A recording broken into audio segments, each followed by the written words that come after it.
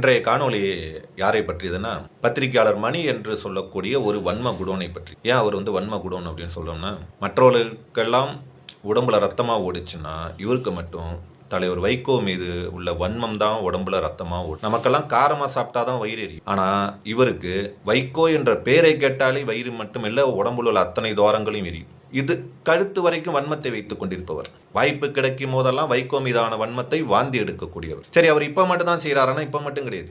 எனக்கு தெரிந்த காலத்திலிருந்து, மக்கள் நல கூட்டணியிலிருந்து, அதற்கு முன்பு வரையில் வைகோ மீதான வன்மத்தை கொட்டிட்டே. இப்ப சமீபத்தில் இப்ப யூடியூப் ட்ரெண்ட் இல்லையா, இப்ப சமீபத்தில் ஒரு பேட்டியை பார்த்தேன். ஏன்டா இவருக்கு இவ்வளவு தலைவர் மீது வன்மம் இருக்கும் அப்படின்னா, ஒருவேளை ஸ்டெர்லைட் ஆலை மூடியது கூட ஒரு காரணமா இருக்கலாம். சரி, அதை விடுவோம்.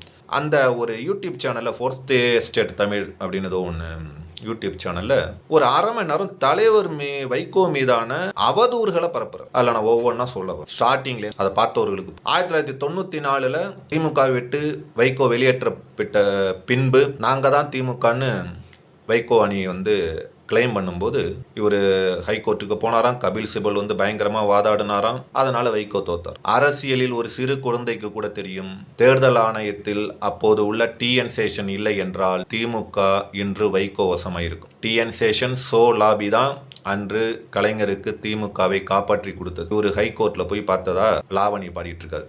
சரி, அதை விடுவோம். அடுத்தது 2001 11th அவர் ஒரு டேர்ம் யூஸ் பண்றாரு. அதுல கலைஞர் வைகோவை வெள்ள தூக்கி போட்டாராம் கூட்டணி. அட என்ன, இவங்களாம் எந்த காலத்துல பத்திரிகையாளராக இருந்தாங்கன்னு தெரியல. அன்று கூட்டணியை விட்டு கூட்டணி பேச்சுவார்த்தையின் போது பயன்படுத்தப்பட்ட ஒரு சொல்லுனால வெளில வராங்க. அந்த சொல்ல நான் இங்க சொல்ல விரும்பல. சாதிய ரீதியாக பயன்படுத்தப்பட்ட ஒரு சொல். சுயமரியாதை காக்கிறதுக்கு வெளில வர தலைவர் வெளில. அன்று தலைவர் வெளில வந்தனால கூட்டணிக்கு ஆள் கிடையாது. இருக்கிற சின்ன சின்ன கட்சிகளெல்லாம் வச்சுக்கிட்டு இது சாதி கூட்டணி இல்லை, சாதிக்கும் கூட்டணின்னு வாசகம் எழுதினாரு கலைஞர். அன்று மதிமுக தனிச்சு நின்று 6% ஓட்டு வாங்கினுச்சு. திமுகவை ஆட்சிக்கு வரவிடாம செஞ்சது. இது வரலாறு. அடுத்த 2004 தலைவர் போய் திமுக நின்னார். அடுத்த குற்றச்சாட்டு. அட பைத்தியமே, பூந்தமல்லி கோர்ட்ல 2 தடவை 4 மணி நேரம் காத்திருந்து தலைவர் வைகோவை கூட்டணிக்கு அழைத்தது கலைஞர். இதுவும் வரல. அடுத்தது 2006 போய் 40 சீட்ல நின்னாராம். அதிமுக கூட 40 சீட்ல நின்னாங்க. 32 33 சொச்சம். எத்தனை சீட்ல நின்னாங்கன்னே அவருக்கு தெரியல. அதிமுக நின்று படுதோல்வி அடைஞ்சாராம். 6 சீட்ல ஜெயிச்சது. ஆனால் அன்று மணச்சநல்லூர் செல்வராஜில இருந்து, புதூர் பூமிநாதன்ல இருந்து, மயிலாடுதுறை மகாலிங்கம் வரைக்கும் மதிமுகவில் வாய்ப்பிழந்தவர்கள் 52 ஓட்டு, 53 ஓட்டுல தோத்தாங்க. ஒரு தொகுதியில 250 ஓட்டு, 650 ஓட்டு, 1000 ஓட்டுகளுக்கு கிட்டத்தட்ட 10 எம்எல்ஏவை மதிமுக நிற்கிறது. அன்றும் திமுகவை மைனாரிட்டி அரசாக மாற்றியது மதிமுக. அந்த கோபலாம் தான் இன்னமும் திமுக. அது ஒரு பக்கம் இருக்கட்டும். அடுத்தது 2011 தேர்தலை புறக்கணிச்சிட்டாருன்னு ஆவோன்னு கத்துறாரு. ஏன்பா, எங்க கட்சி நாங்க தேர்தலை நிற்போம், புறக்கணிப்போம், அது எங்க இஷ்டம். இதுல உனக்கு என்ன பிரச்சனை? நாங்கன்னா ஆண்ட கட்சியா, ஆளும் கட்சியா? இல்ல உங்களுக்கு என்ன பிரச்சனை? இப்ப நாங்க தேர்தலை புறக்கணிக்கிறதுனால உங்களுக்கு என்ன பிரச்சனை? உங்க சொத்துல மண்ணு விழுதா? இல்ல தானே? ரைட். தேர்தலை புறக்கணிக்கிறாங்க. ஏன்? கடைசி நேரத்தில் கூட்டணி மாறுது. அம்மையார் ஜெயலலிதா சீட்டுகளை குறைக்கிறாங்க. அப்ப விடிய மாவட்ட செயலாளர் கூட்டம் நடக்குது. அப்ப என்ன சொல்றாங்கன்னா, 2001 நம்ம தனிச்சு போட்டியிட்டோம், பொருளாதார பலம் இல்லை, ஆகையால இதுல இருந்து நம்ம விளைவிக்குவோம் அப்படின்னு ஒரு முடிவு. அது துணிச்சலான, யாரும் எடுக்க முடியாது, பிழை கிடையாது, தைரியமான முடிவு. சரியா? ஆனா மதிமுகவின் வளர்ச்சிங்கிறது, 2ஆம் வளர்ச்சிங்கிறது 2011 ஆரம்பி. அதன் பிறகுதான் முல்லை பெரியாறு போராட்டம், அதன் பிறகுதான் சாஞ்சி படையெடு, அதன் பிறகுதான் மதுவிலக்கு எதிரான நடைபயணம், அதன் பிறகுதான் 3வது அணியை வைகோ கட்டமைக்கிறார். 2014 தேசிய ஜனநாயக கூட்டணி வைகோ கட்டமைக்கிறார். அன்னைக்கு தேசிய ஜனநாயக கூட்டணி வாங்கினது 78 லட்சம் ஓட்டு, திமுக வாங்கினது 84 லட்சம் ஓட்டு. வெறும் 8 லட்சம் ஓட்டோ 6 லட்சம் ஓட்டோ தான் வித்தியாசம்.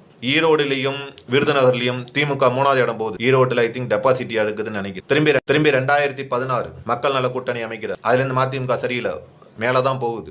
அந்த 2014 சரி, 2016 சரி, கிங் மேக்கரா இருந்தது வைகோ. அந்த வருத்தம் தான் திமுகவினருக்கு இன்னும் இருக்கு. ஒரு கட்சி தேர்தலை புறக்கணித்த பின்பும் மீண்டு எழுவது என்பது மதிமுக மட்டும்தான் உண்டு. உங்களால உங்க வீட்டை விட்டு வெளியிலே போக முடியாது. தனியா இங்க சாஞ்சி வரைக்கும் படையெடுத்துட்டு போனார் வைகோ. இமேஜின் பண்ணி பார்க்க முடியுமா? முல்லை பெரியாறு போராட்டத்துல போகக்கூடிய, கேரளாவுக்கு போகக்கூடிய 13 வழியையும் அடைச்சார். எந்த கட்சிக்கும் அன்று கட்சி கொடிக்கு அனுமதி இல்லை, மதிமுக கொடியை தவிர. தலைவர் இல்லைன்னா முல்லை பெரியார் இல்லை.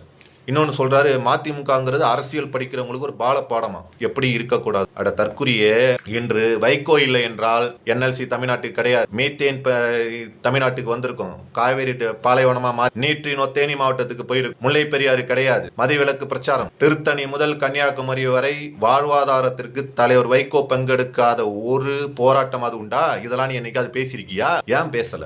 ஏன்னா உனக்கு இருப்பது வார்த்தை இல்லை, வன்மம். இன்னும் இந்த வன்மத்தை வச்சுட்டு எத்தனை காலத்துக்கு இப்ப மதிமுக யார் இருக்கான்னு கேட்கிறேன்.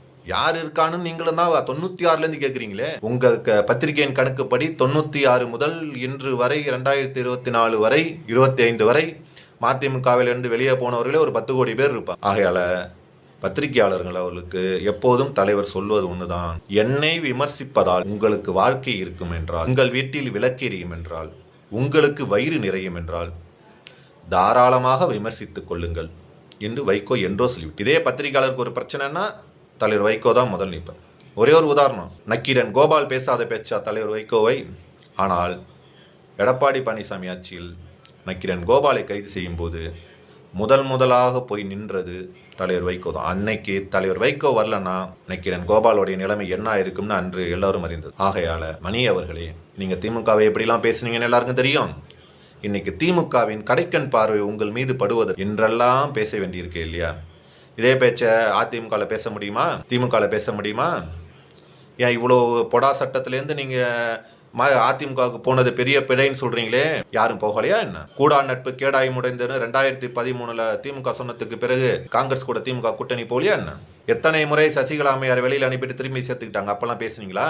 ஆகையால வன்மத்தை தொடர்ந்து கொட்டுங்கள், இல்லை என்றால் உங்கள் மூளை வெடித்து கூட சிதறலாம். ஆகையால தலைவர் சொன்னபோது, எங்களால் உங்கள் வீட்டில் அடுப்பெரியும் என்றால், உங்கள் வயிறு நிறையும் என்றால் எங்களுக்கு அது மட்டற்ற மகிழ்ச்சியே. உங்கள் வன்மங்கள் தொடரட்டும். வாழ்த்துக்கள்.